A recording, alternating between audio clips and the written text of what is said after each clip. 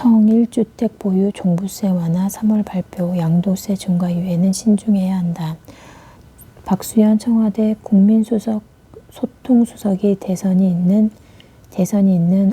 오는 3월에 정부가 1가구 1주택자를 향한 보유세, 종합부동산세 완화 정책을 발표할 계획이라고 밝혔다. 투기 목적으로 보유하지 않았다거나 물려받을 수밖에 없는 종중주택, 상속주택, 1가구 1주택에 대해서는 보유세와 종부세를 완화하는 제도를 현재 마련하고 있고 3월 중 발표할 계획이라고 했다. 현재 하향 안정화의 길에 접어들었다고 본다면 근간을 흔들리지 않으면 집값을 하향 안정화시키는 기조 아래 일부 제도들은 임기 안에 보완하겠다고 설명했다. 박 수석은 또 최근 대선 주자들의 부동산 공약을 겨냥하듯 굉장히 민감할 때 양도세, 중과 부가 유예 등 근간을 흔드는 제도의 도입은 좀 신중할 필요가 있다며 다음 정부가 출범했을 때 부동산 시장 상황이 어떻게 되느냐에 따라 그런 제도를 도입할 수 있을 것이라고 지적했다. 이재명이 실패를 넘어 고통을 줬다고 비판한 데에 대해서는 대통령께서도 국민께 고통을 드려 죄송하다는 말씀을 여러 차례 드렸다며 부동산 정책은 종합적 장기적 측면이 많다고 반박했다. 역대 정부로부터 물려받은 공공택지가 부족했던 것이 사실이라 3년 차부터 부랴부랴 공급을 늘릴 수밖에 없었다며 이 후보와 윤석열 국민의힘 대선 후보 모두 마찬가지인데 부동산 상황을 면밀히 분석하고 장기적 관점에서 대책을 세워야지 단편적으로 세우는 것은 큰 의미가 없다고 말했다. 집값 우려 정부 예의주시 경기 평택 분당 인천 등 GTS 연장 재건축 공약 분물 호재 맞지만 좀 더 두고 봐야 한다. 여야 대선 후보들이 부동산 관련 공약을 쏟아내고 있는 가운데 최근 안정 조짐을 보이고 있는 부동산 시장에 집값 상승 영향을 미칠 수 있다는 전망이 나오고 있다. 특히 해당 지역에 민감 영향이 되는 수도권 광역급 행정철도 노선 연장 공약과 용적률 상향을 통한 재건축 규제 완화 공약 등이 집값 상승을 부추길 수 있다는 분석이다. 급기야 홍남기 경제부 총리가 직접 나서 19일 최근 일부 지역의 주택가격이 선거 과정에서 대규모 개발 공약에 영향을 받는 조짐도 있다고 표명했다. 서울 아파트 거래 9억 초과 44%, 3억에서 6억은 20대 역대 최저. 강남 반포자이 54억 신고가도 경기도 15억 초과 4년새 26배 똘똘한 한 채 선호도 높아졌다. 수도권에서 중저가 아파트보다 고가 아파트 거래 비중이 빠르게 늘어나고 집값이 상향 평준화되면서 정부의 대출 규제로 중저가 아파트 거래가 묶였지만 현금 부자들이 똘똘한 한 채를 쏠림 현상으로 주택시장의 양극화가 더 심해질 것이라는 전망도 나온다. 실제로 실거래 가격이 15억을 초과하는 한 아파트 단지도 늘어났다. 2017년도엔 경기도에서 13곳에 불과했지만 지난해 201곳으로 15배가량 늘었다. 군포시, 남양주시, 부천시, 의왕시에는 지난해 처음으로 실거래가가 15억을 넘긴 거래가 나오기도 했다. 경기도 군포시 산분동에 위치한 레미안 하이어스는 전용 면적 178m는 지난해 8월 15억 7천만 원에 거래돼 군포시에서 처음으로 15억을 넘긴 거래 사례를 기록했다. 2017년 8월 8억 3,800만 원이 거래됐던 것과 비교하면 87%가량 올랐다. 남양주시 와북, 덕소, 두산 위브 전용 면적 188제곱미터도 지난해 18억 5천만 원에 거래돼 남양주시에서 남양주에서도 15억을 넘겼다. 서울에서 중저가 아파트가 사라지고 있다. 부동산 플랫폼 직방에 따르면 지난해 서울에서 3억에서 6억 원대 아파트 비중은 19.97%로 역대 최저치를 기록했다. 문재인 정부가 출범한 2017년에는 이 가격대 아파트 거래 비중 절반에 달했다. 반면 서울에서 9억 원 초과하는 아파트 거래 비중은 2017년 15.11에서 지난해 43.74로 역대 최고치를 기록했다. 정부는 소득세법 시행령에서 실제 거래 9억 원을 초과하는 주택을 고가주택으로 분류하고 있다.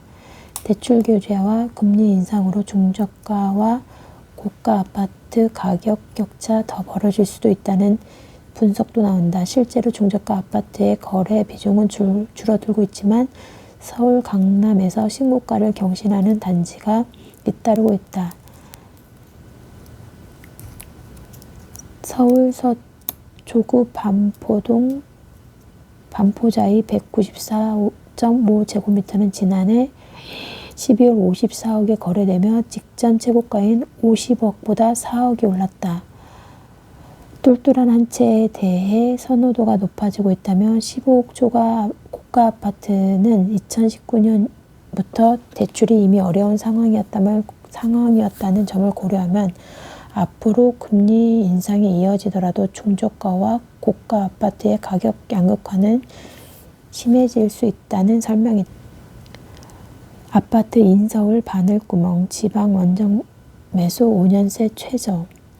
역대급 거래 절벽에 서울과 지방 아파트 격차가 확대되면서 서울의 거주민들의 서울 입성이 바늘구멍을 통과하기가 됐다. 19일 한국부동산 아파트 매매 거래 현황에 따르면 지방에 거주하는 사람들은 서울 아파트 매입이 최근 5년 내 최저 수준인 것으로 나타났다. 집값 24% 뛴 제주, 브랜드 아파트 분양대전, 지난해 5년 만에 최고폭 상승, 대형 건설사 올 10여 곳 공급, 제주도에 올해 약 2,600가구 공동주택 분양이 나선다. 전세대출금리 5% 육박, 월 이자가 서울 아파트 월세를 추월했다. 직장인 김모 씨는 오는 7월 전셋집 계약을 앞두고 가시방석에 앉은 듯하다. 계약 갱신 청구권을 쓸 계획이지만 혹시라도 집주인이 들어와 살겠다며 거부할까봐 연일 집주인의 눈치를 살피는 중이다. 그는 서울 강북구 미아동 아파트 전세보증금 4억 3천에 구했었다. 보증금 절반은 은행에서 대출받았다. 김 씨는 그 사이 전세값이 치솟고 대출금리도 뛰고 있어 걱정이라며 만약 전세 계약이 안 되면 전세 대신 월세를 알아볼 생각이라고 말했다. CCTV 공유기 1만 대 털렸다. 사물 인터넷 무방비 노출됐다. 국내외에서 존재하는 1만여 대 폐쇄회로 CCTV, 영상 녹화 장비 등이 사물 인터넷 국제 장비가 국내 공공기관에 대한 해킹 도구로 사용됐다는 점이 확인됐다. IoT로 연결된 집안 가전제품이 지난해 하반기 아파트 월패드 해킹 사건의 통로가 됐는데 이번에는 CCTV와 영상 녹화 장비 등 다른 IoT 장비가 해커들의 주요 공략 대상이 된 점이다. 특히 이번에 발견된 CCTV 영상 녹화 장비를 통한 IoT 해킹은 악성 코드가 자가 증식하는 경향을 띠고 있어서 더 위험하다는 지적이다. 기술이 점점 발전하면서 스마트 가전기기, 스마트워치, 의료기기, CCTV 등 모두 IoT로 연결되고 있는데 이 같은 해킹 사례가 더욱 많아질 것으로 전망이 된다. 미1 늘리는 전자차 보조금 한국은 줄인다. 정부 보조금 개편안 행정예고, 승용차 16.4만 대 대상 2배 확대, 최저금액은 800에서 700만 원으로 낮추고 5,500만 원 이하에만 100%를 지원하고 지자체 보조금도 줄어들 예정이다. 올해 중앙정부의 보조금 대상 전기차가 2배 이상 늘어난다. 하지만 차량별 보조금은 소폭 줄어든다. 미국, 독일, 일본 등 주요국이 전기차 보조금을 늘려가는 것과는 대조적이다. 새로워야 생존한다. 대형마트 세단장 줄잇는다. 이마트 18개 매장 리모델링 체험 요소를 늘리고 물류 확충 홈플러스 오더메이드존 확대 현장서 즉석 조리 살 수 있게 롯데마트 제타플렉스 인기 창고형 할인점 기능도 강화했다. 국제유가가 7년 만에 최고를 찍었다. 인플레 압박이 재점화되었다. 한우 긴축 속도 기준금리 2%까지 전망했다. 끝없는 악재 쓰나미 1월 증시 휘청. 미국 중앙은행 FDA 조기 긴축 오스템 임플란트 횡령 카카오 임원진 스톡옵션 먹튀 현대산업개발 시공아파트 붕괴. 연초부터 국내 증시에 크고 작은 악재가 끊이지 않고 있다. 경기 둔화에도 긴축의 속도를 내는 FED 움직임 때문에 공포 심리가 커지는 상황에서 터진 악재가 투자 심리를 더욱 악화시키고 있다. 기업 공개 IPO 대여인 LG에너지솔루션의 청약도 주식거래 대금을 1년 만에 최저치로 끌어내리는 증시 기운을 빼놓고 있는 상황이다.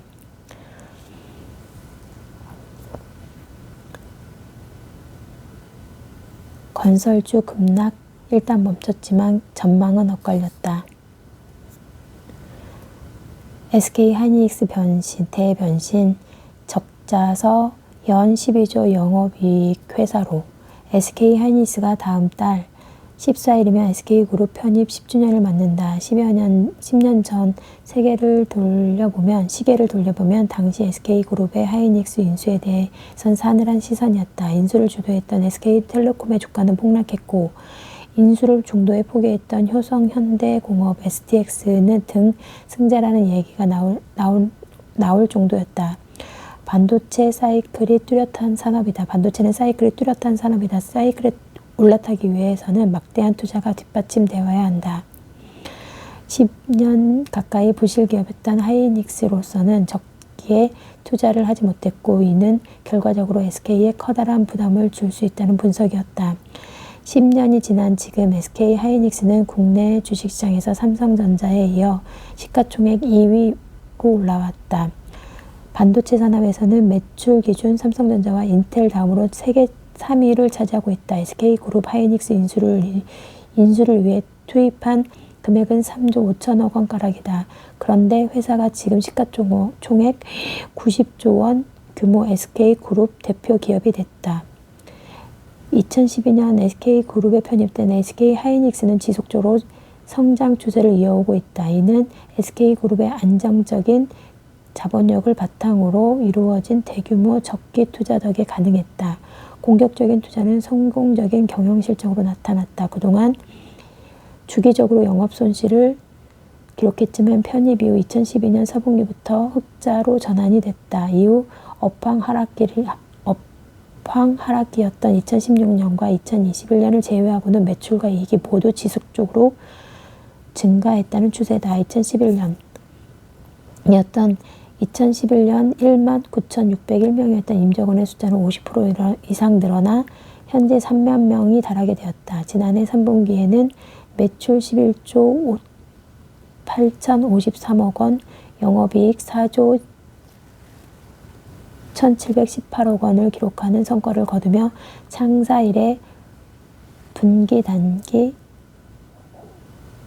단위 최대 매출을 달성했다.